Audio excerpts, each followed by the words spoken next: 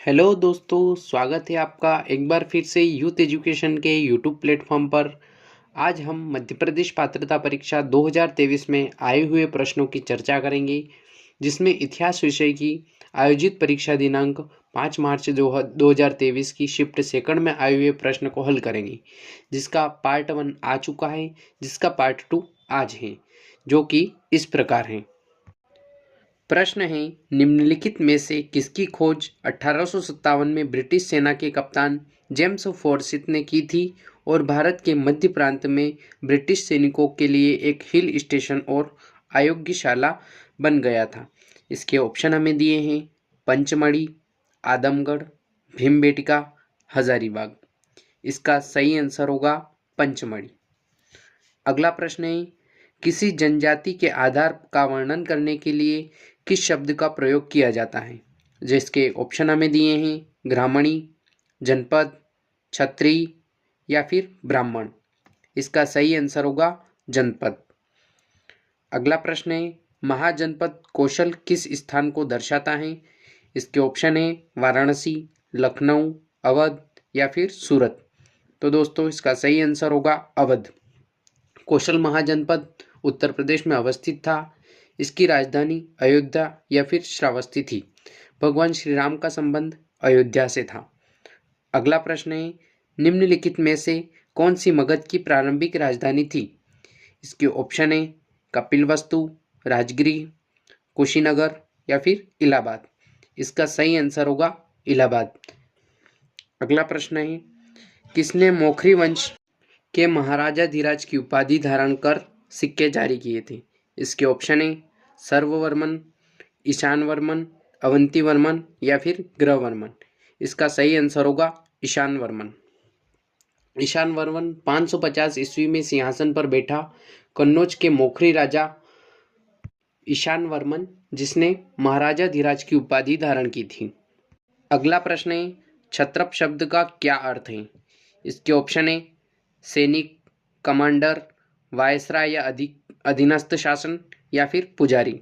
इसका सही आंसर होगा वायसराय या अधीनस्थ शासक। क्षत्रप शब्द का अर्थ वायसराय या अधीनस्थ शासक होता है।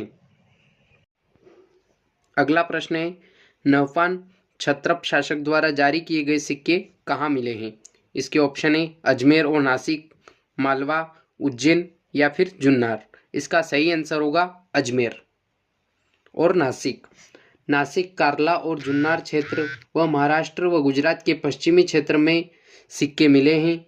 नासिक के जोगलथंबा में एक सिक्के के भंडार पाए गए हैं, जहां सोने और तांबे के सिक्के पाए गए हैं। अगला, किस प्रतिहार शासक ने जोधपुर को अपने राज्य में शामिल किया और बंगाल के पाल शासक धर्मपाल को हराया था? इसके ऑप्शन है नागभट्ट प्रथम, वत्सराज, रामभद्र या फिर भोज। इसका सही आंसर होगा वत्सराज। वत्सराज ने ही बंगाल के पाल शासक धर्मपाल को हराया था। अगला प्रश्न है, निम्नलिखित में से किस प्रतिहार शासक के शासनकाल में शक्तिशाली कन्नौज नगर को इंद्र तृतीय ने पूरी तरह से नष्ट कर दिया था? इसके ऑप्शन है राज्यपाल, मिहिर भोज, महिपाल या फिर विद्याधर। इसका सही आंसर होगा महिपाल। महिपाल 910 से 940 ईस्वी तक इसका शासनकाल था। महेंद्रपाल के बाद गुज्जर प्रतिहार वंश का शासक था महिपाल। महिपाल के शासनकाल में लगभग 915 से 918 में राष्ट्रकूट नरेश इंद्र तृतीय ने कन्नौज पर आक्रमण कर नगर को उजाड़ दिया था। अगला प्रश्न है, उत्तर भारत की वर्चस्व के लिए छेड़े गए त्रिपक्षीय संघर्ष में शक्तिशाली हस्तक्षेप करने वाले पहला राष्ट्रकूट शासक कौन बना? इसके ऑप्शन है कृष्ण तृतीय, दंतिदुर्ग, ध्रुव या फिर अमोघवर्ष। इसका सही आंसर होगा ध्रुव। अगला प्रश्न है, निम्नलिखित में से कौन सा अमोघवर्ष द्वारा लिखा गया था? इसके ऑप्शन है राजतरंगिणी, कविराज मार्ग, आदि पुराण या फिर राजकेसरी। इसका सही आंसर होगा कविराज मार्ग। अगला प्रश्न है, मराठा प्रशासन के अष्टप्रधान में वित्त मंत्री के रूप में इस्तेमाल किए गए शब्द की पहचान करें। इसके आंसर हैं अमात्य, सचिव, न्यायाधीश या फिर सुमंत। इसका सही आंसर होगा अमात्य। अगला प्रश्न है, जहांगीर से अनुमति लेकर 1609 ईस्वी में अंग्रेजों ने अपनी पहली फैक्ट्री कहाँ पर स्थापित की थी? इसके ऑप्शन है सूरत, मसूलीपट्टनम, कराईकल या फिर कोचीन। इसका सही आंसर होगा सूरत। सूरत में ही अंग्रेजों ने अपनी फैक्ट्री स्थापित की थी जहांगीर से अनुमति प्राप्त करके। अगला प्रश्न है 1608 में जहांगीर से किसने मुलाकात की और भारत में व्यापार के संबंध में इंग्लैंड के राजा जेम्स प्रथम का पत्र दिखाया?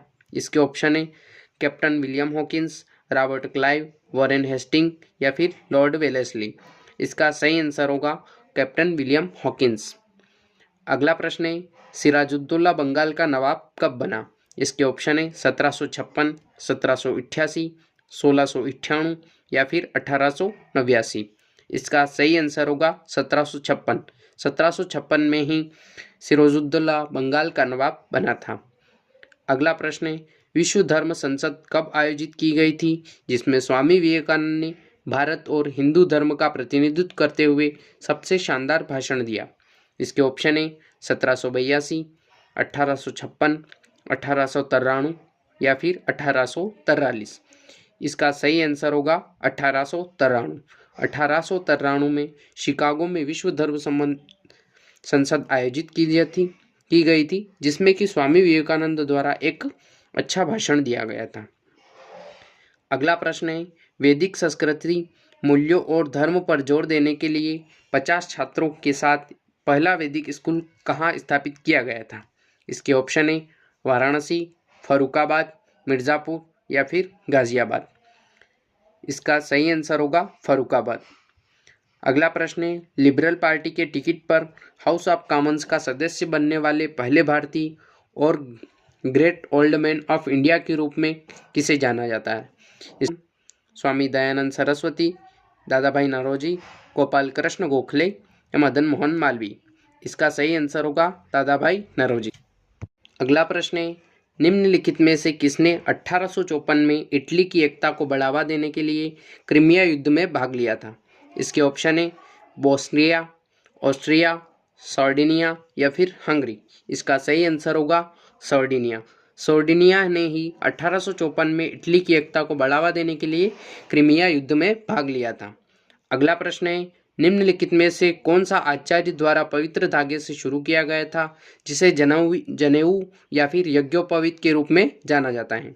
इसके ऑप्शन है कर्णवेद, उपनयन, नामकरण या फिर जटाकर्म। इसका सही आंसर होगा उपनयन। उपनयन जो है आचार्य द्वारा पवित्र धागे से शुरू हुआ था और जनेऊ और जिसमें यज्ञोपवीत धारण किया जाता है उसे उपनयन संस्कार कहा जाता है। अगला प्रश्न है निम्नलिखित में से कौन मौर्यों की दरबारी कला की शैली को दर्शाता है? इसके ऑप्शन है Gandhara school, Pataliputra school, Magadha school या फिर मथुरा स्कूल। इसका सही आंसर होगा पाटलिपुत्र स्कूल। पाटलिपुत्र स्कूल जो है मौर्यों की दरबारी कला शैली को दर्शाता है। अगला प्रश्न है बुद्ध की लगभग 60 फीट ऊंची प्रतिमा कहाँ थी जो गुप्त काल के दौरान कला की विशेषताओं का प्रतिनिधित्व करती हैं? इसके ऑप्शन है मथुरा, ग्वालियर, सुल्तानगंज या फिर उज्जैन। इसका सही आंसर होगा सुल्तानगंज। सुल्तानगंज में लगभग बुद्ध की 6 फीट चौड़ी प्रतिमा स्थापित की गई है जो गुप्त काल की मूर्ति विशेषताओं को दर्शाती है। अगला प्रश्न है अजंता की किस गुफा में बोधिसत्व चित्रकला पाई गई है? इसके ऑप्शन है गुफा 4, गुफा 10, गुफा 1 या फिर गुफा 15। इसका सही आंसर होगा गुफा 1। गुफा 1 अजंता की गुफा में गुफा संख्या 1 में बोधिसत्व चित्रकला पाई गई है।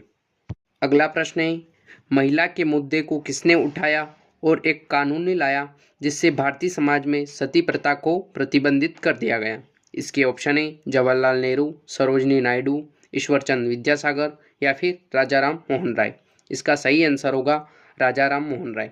राजाराम मोहन राय के प्रयासों से ही भारतीय कानून में भारतीय सती प्रथा अधिनियम लाया गया।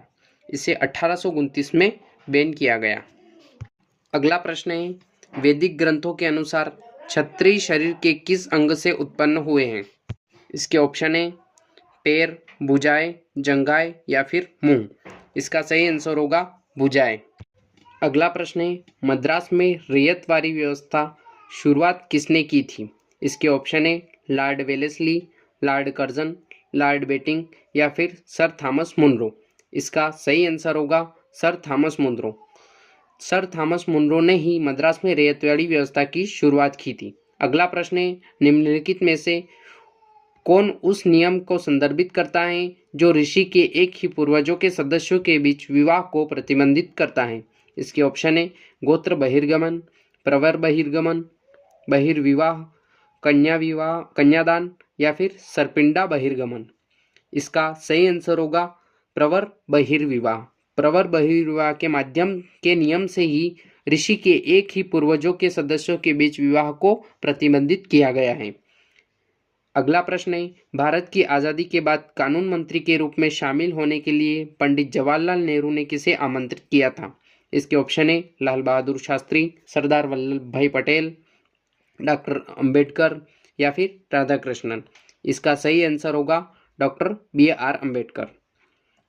अगला प्रश्न है, भारत में राष्ट्रीय महिला परिषद की स्थापना कब हुई थी? इसके ऑप्शन है 1930, 1925, 1919 या फिर 1945। इसका सही आंसर होगा 1925।